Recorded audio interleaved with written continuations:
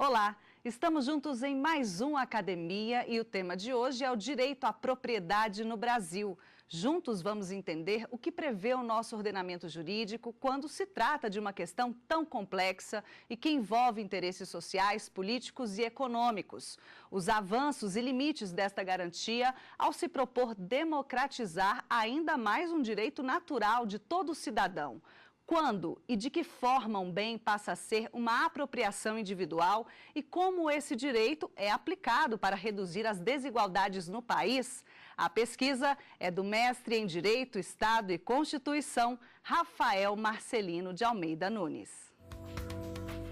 O modelo democrático de propriedade no Brasil é o tema da dissertação apresentada junto ao programa de pós-graduação da Faculdade de Direito da Universidade de Brasília, para obtenção do título de mestre, sob orientação do professor doutor Frederico Henrique Viegas de Lima.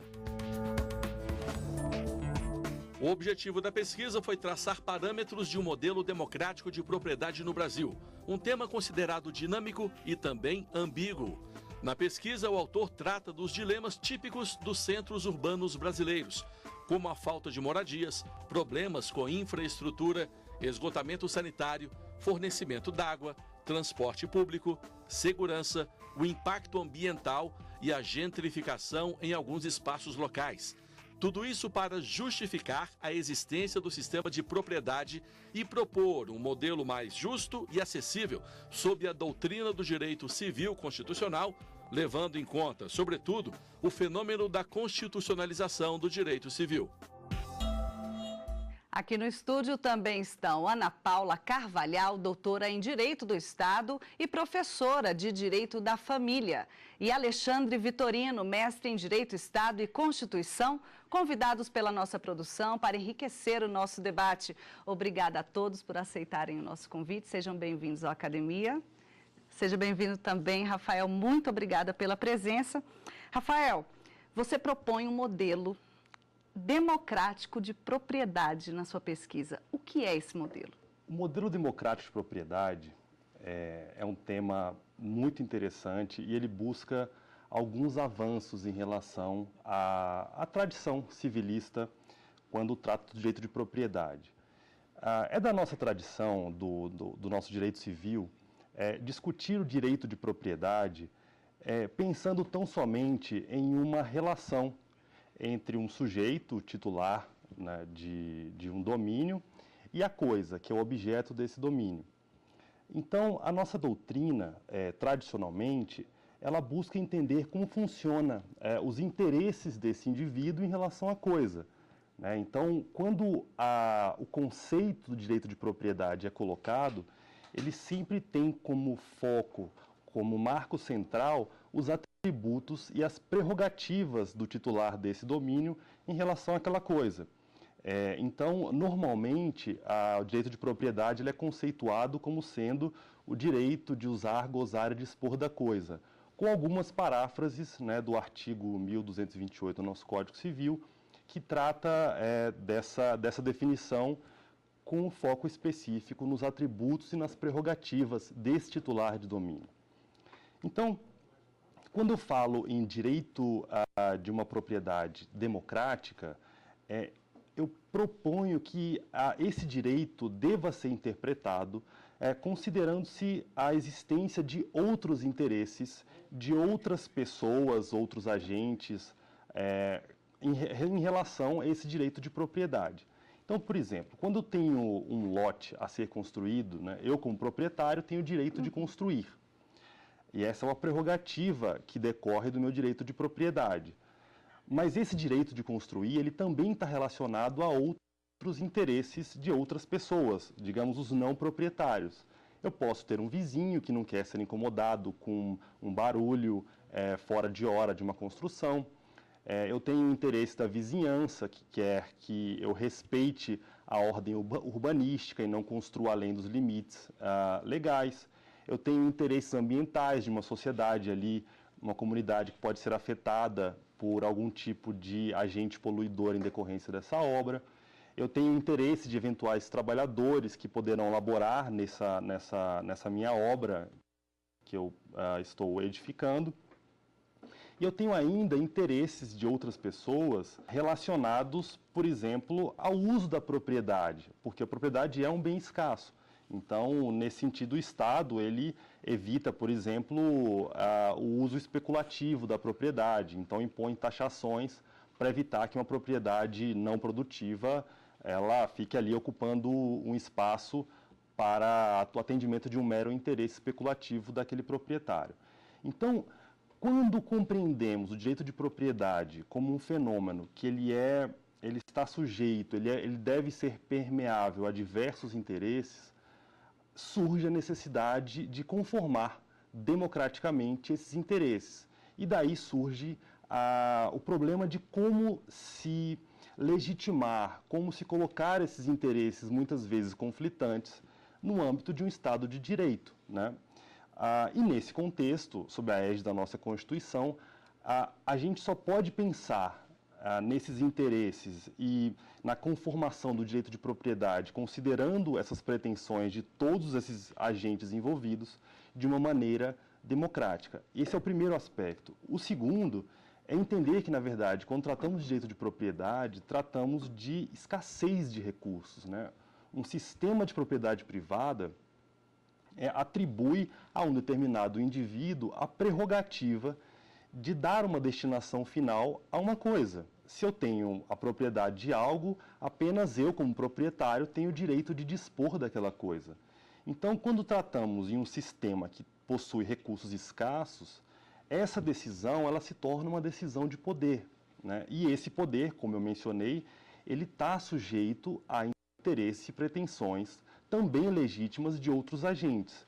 Então, quando tratamos de discussão sobre poder no âmbito de um Estado de Direito, necessariamente precisamos limitar, conformar e prover instrumentos e mecanismos para que esse poder seja utilizado de uma forma democrática. Daí o modelo da propriedade democrática. Rafael, o título do seu livro já é bastante instigante por si, porque ele denota um problema clássico de direito constitucional, que é uma tensão entre direitos fundamentais e democracia. Falar em propriedade democrática é, em si, algo que soa, de alguma forma, como paradoxal, já que a propriedade é aquele direito que exclui o direito não só da maioria, mas o direito de todos, de interferir no uso, gozo e disposição de uma dada coisa que um sujeito apreendeu. E, lendo o seu trabalho, me chamou a atenção o problema da função social, e isso trouxe à tona questões que se relacionam hoje com o combate ao uso nocivo da propriedade. Nós sabemos que a Constituição tem uma disposição que autoriza a expropriação de certos bens quando eles são utilizados para o cultivo de entorpecentes. E agora, por exemplo, o Congresso Nacional debate a possibilidade de uma emenda que vai, inclusive, estender essa possibilidade de expropriação para situações nas quais o proprietário tenha utilizado um trabalho análogo ao de escravo. Eu gostaria de saber qual é a sua avaliação da relação entre função social e essa hipótese e, sobretudo, saber de você se você considera que a aprovação dessa emenda constitucional de alguma maneira comprometeria a cláusula pétrea, né, de proteção ao direito de propriedade que nós temos na nossa Constituição. Agradeço pelas palavras, Alexandre. A pergunta ela é extremamente pertinente e, de fato, ela trata de questões essenciais do direito de propriedade. Porque, como eu disse anteriormente, a discussão sobre direito de propriedade está relacionada à escassez de recursos. Então, quando um sistema atribui a uma determinada pessoa a possibilidade de dispor daquela coisa como uma decisão final, há, de fato, uma retirada de poder. Na verdade, há uma exclusão de outras pessoas. Então, esse desequilíbrio ele deve ser justificado do ponto de vista ético. Deve haver uma argumentação para se criar fundamentos éticos e jurídicos que justifiquem, na verdade, essa possibilidade de exclusão de outras pessoas. Então, no meu trabalho, eu procurei exatamente buscar essas fontes de fundamentação, de legitimação ética, que de alguma forma justificassem essas exclusões dos não proprietários em relação aos proprietários do poder de decidir sobre recursos. No seu trabalho, você cita o Jeremy Waldron para trabalhar da escassez e diz que o direito de propriedade, o problema está essencialmente ligado à questão da escassez. Mas eu tenho dificuldade de ver num país como o nosso, tão grande, onde é que estaria essa escassez em relação à propriedade. Então, eu te perguntaria, é um problema de escassez ou de concentração? Concentração de recursos. É escassez de recursos ou concentração de recursos? Né? Eu vi que você deu bastante ênfase à questão da análise econômica do direito. Então, a sua influência a partir da análise econômica do direito te leva a essa conclusão em relação à escassez? Como isso está influenciando no seu trabalho? Agradeço, Ana Paula, pela presença e pelas palavras. A pergunta ela é muito pertinente e, na verdade, ela expõe algumas contradições que o direito de propriedade traz. A questão da escassez é um problema de fato, porque, na verdade, não vivemos hoje, para fazer um paralelo, no que a gente denominaria de estado natural, né, de John Locke, no qual as pessoas teriam uma grande diversidade de produtos e acesso amplo e restrito, de modo que todos os indivíduos poderiam se apropriar daqueles bens na medida da necessidade. Então, de fato, há uma escassez. E no nosso país, essa escassez ela é ainda mais dramática quando identificamos que há, de fato, uma concentração absurda de patrimônio e de riqueza. Então, de fato, existe essa contradição e pensar a propriedade de uma forma democrática também pressupõe compreender esses aspectos de concentração de riqueza no nosso país. E, nesse caso, especificamente, as teorias de análise econômica do direito podem trazer algumas contribuições. Porque quando a gente pensa em análise econômica do direito, geralmente a doutrina ela trabalha com duas dimensões. Uma dimensão normativa, por meio da qual alguns teóricos propõem soluções, buscam, na verdade, valorar decisões com base em critérios de utilidade ou critérios econômicos. E há, de outro lado, a dimensão denominada dimensão positiva, a dimensão essa na qual esses autores eles procuram sopesar, dimensionar, mensurar decisões para o alcance de determinado fim.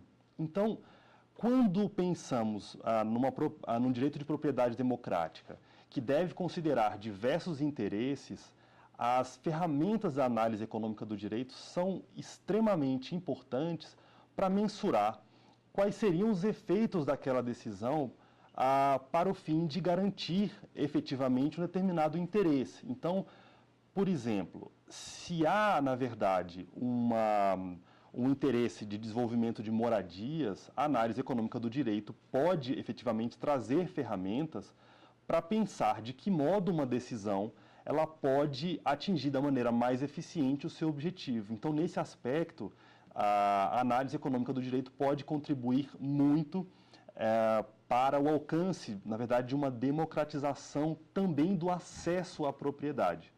Rafael e debatedores, eu peço licença para fazer uma pequena pausa na nossa conversa, no nosso debate, porque agora eu preciso chamar um pequeno intervalo. Não saia daí, eu volto já já.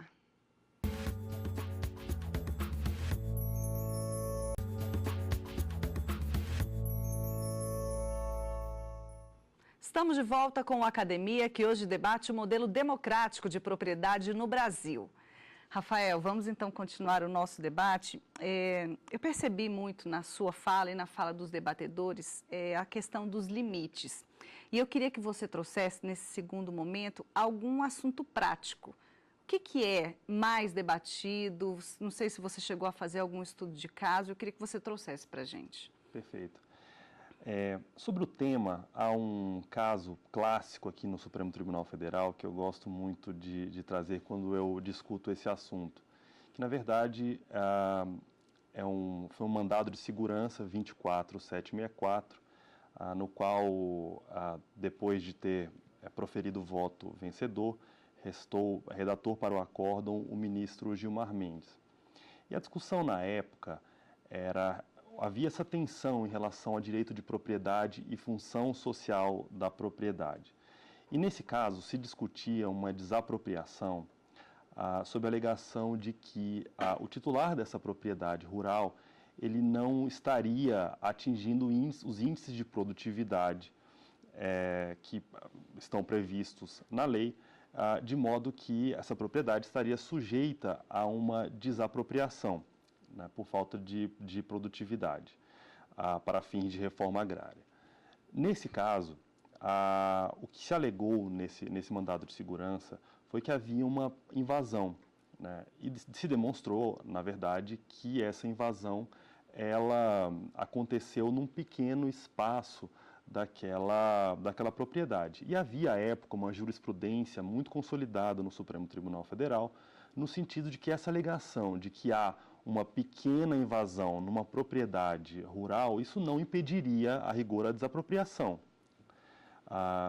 Então, à época, o ministro Gilmar Mendes ele levantou essa discussão em relação à função social da propriedade e o próprio direito de propriedade, argumentando que, muito embora pudéssemos falar de uma pequena invasão de um espaço restrito, né, naquela propriedade, se essa invasão ela de alguma forma afetasse o pleno uso, a plena fruição daquela propriedade,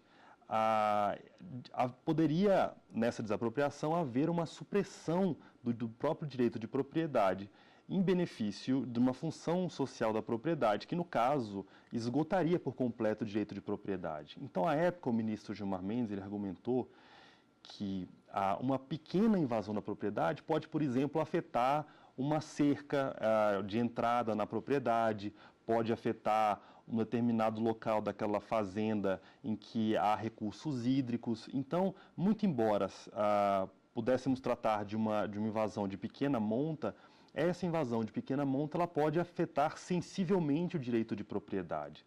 Então, esse julgado é interessante para dizer que, quando a função social da propriedade ela é aplicada de modo a esvaziar completamente o núcleo essencial daquele direito de propriedade, aí há uma violação constitucional desse direito. As tensões, elas são maiores quando a gente trata de propriedades rurais ou não? Na verdade, eu não diria que são maiores. Há tensões tanto nas áreas rurais como há tensões também em áreas urbanas. Eu diria que sempre quando há escassez de recursos, né, escassez, uma dificuldade de acesso à moradia no caso de terrenos urbanos, uma urbanização que eventualmente impede que as pessoas tenham acesso à moradia. E aí eu mencionaria, por exemplo, o processo de gentrificação, que é um problema sério nas grandes cidades, não só no Brasil, mas no mundo todo, que acaba resultando numa verdadeira inviabilização da moradia de antigos moradores num determinado bairro e tudo mais. Então, sempre quando há uma escassez de recursos, há conflitos, e aí a necessidade de se conformar a todos esses interesses.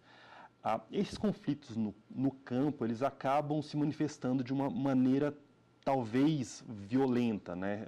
Acompanhamos recentemente notícias em que em algumas áreas rurais houve uma grande quantidade de conflitos com uma violência extremamente desmedida, tendo como pano de fundo exatamente a necessidade de se garantir o direito de propriedade, e, de outro lado, pessoas sem acesso àquela propriedade também querendo desenvolver e produzir. Dentro do ambiente urbano, do cenário urbano, né, buscando esse acesso mais democrático à propriedade, você entende que o direito de laje, o direito da laje, veio, de alguma forma, mudar esse cenário, contribui, de alguma forma, para essa democratização da propriedade nos ambientes urbanos nacionais? Perfeito, Ana Paula. Essa pergunta é muito interessante, traz um assunto candente aí com essa nova lei, que é a Lei 13.645, que inovou e trouxe, na verdade, o direito de laje. Quer me parecer que esse direito de laje que é um direito de construir sobre uma determinada superfície, ele, de alguma forma, e alguns autores argumentam nesse sentido, de que talvez ele se assemelhe bastante ao direito de superfície. Mas o que é mais interessante, esse direito de laje, é que, na verdade, ele busca consolidar uma realidade que a gente já verifica na prática, né? Então, essa lei ela teve o grande mérito de ter esse objetivo, de tentar regularizar e legitimar, do ponto de vista jurídico, esses direitos, essas prerrogativas que na prática já se verificavam. Então, a gente sabe que há no Brasil diversas localidades nas quais existe lá uma determinada construção e que essa construção ela tem uma laje e há uma certa independência entre essa construção embaixo e uma laje e, eventualmente, há a possibilidade de se garantir esse direito de construir, né, acima dessa laje para determinadas pessoas. Então, isso é uma realidade fática que a gente já encontra em diversas localidades no Brasil. Então, essa lei ela busca, na verdade, legitimar esse direito e, de alguma forma, fazer com que o Estado garanta a tutela do direito dessas pessoas. Então, eu concordo com o posicionamento da Ana Paula no sentido de que isso também promove, desenvolve uma certa democratização e um acesso também à moradia nessas localidades. E, Rafael, como é que você vê a questão do fechamento dos condomínios urbanos em uma cidade como Brasília, que tem, como se sabe, um problema de regularização fundiária bastante extenso, em que é necessário, de alguma forma, estabelecer uma solução para tensões entre pessoas que não têm acesso à propriedade formal e, de outro lado, os interesses, né, da população, uma ordenação adequada da cidade, com o direito à cidade com uma infraestrutura própria. Perfeito. Essa pergunta também é muito interessante, um assunto candente, e essa nova lei também ela incentiva a esse debate. Sabemos que não é uma boa política de urbanização criar determinados feudos, principalmente em centros urbanos. A ideia de Brasília, principalmente, é, na verdade, possibilitar que as pessoas tenham acesso a espaços públicos. As próprias premissas que nortearam o tombamento de Brasília vão nesse sentido, de valorização de espaços públicos e tudo mais. Então, quando a gente pensa em condomínios fechados, que na verdade vedam acesso a pessoas, né, há uma certa tensão nesse tipo de interesse. Mas, de outro lado, também há o interesse do condômino, do titular dessas residências, interesses relativos à segurança. A gente sabe que é um problema muito sério no Brasil, a questão da segurança pública. Então, argumenta-se nesse sentido que o livre acesso a esse tipo de condomínio, ele poderia incentivar, ou na verdade desenvolver, facilitar a violência. Então, existe esse interesse de se, na verdade, vedar ou, na verdade, controlar o acesso.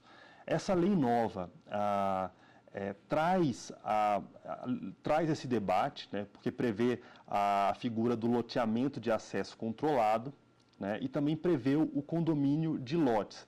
Então, esse é um assunto que ainda precisa ser testado, muito embora já exista, na verdade, nas relações sociais, isso já na realidade fática, isso já seja algo que já acontece, mas essa lei vai precisar realmente passar por um crivo aí do judiciário, da própria sociedade, para verificar como esses interesses, que são perfeitamente legítimos, como que eles vão resolver essas tensões e permitir, na verdade, um acesso livre, igualitário aos direitos urbanísticos e ao direito de propriedade.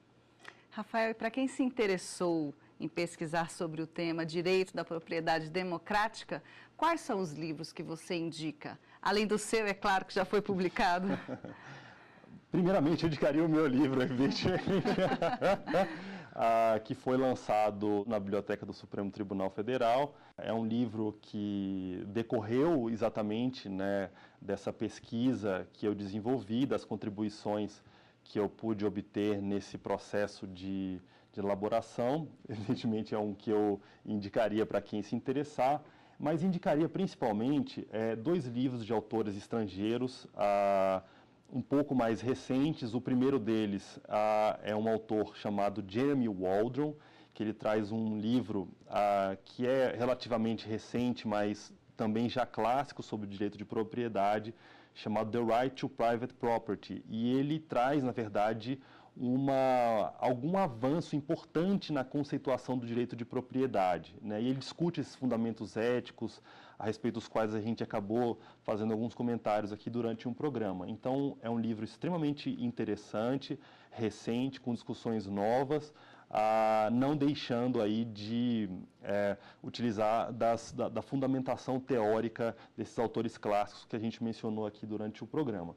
E um outro livro que eu mencionaria é esse livro do Joseph William Singer, chamado Entitlement, no qual ele discute exatamente essa transformação do direito de propriedade, que deixa de ser debatido sobre essa perspectiva de título e coisa, mas discussão de legítimos interesses que precisam ser, na verdade, conformados. Então, eu indicaria esses 2 clássicos, né?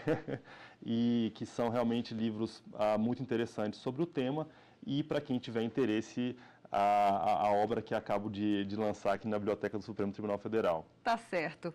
Parabéns pela publicação do livro e muito obrigada pela sua presença aqui na Academia. Eu que agradeço, Jordana, agradeço a Alexandre e a Ana Paula pelo profícuo debate aqui que foi instalado. E eu agradeço também a presença dos nossos debatedores, Alexandre e Ana Paula. E é isso aí, o Academia fica por aqui, lembrando que a íntegra do programa também está disponível na internet. Acesse tvjustiça.jus.br e reveja o programa. Entre em contato com a nossa produção pelo e-mail academia@stf.jus.br. Você segue agora com a nossa programação. Até a próxima. Tchau.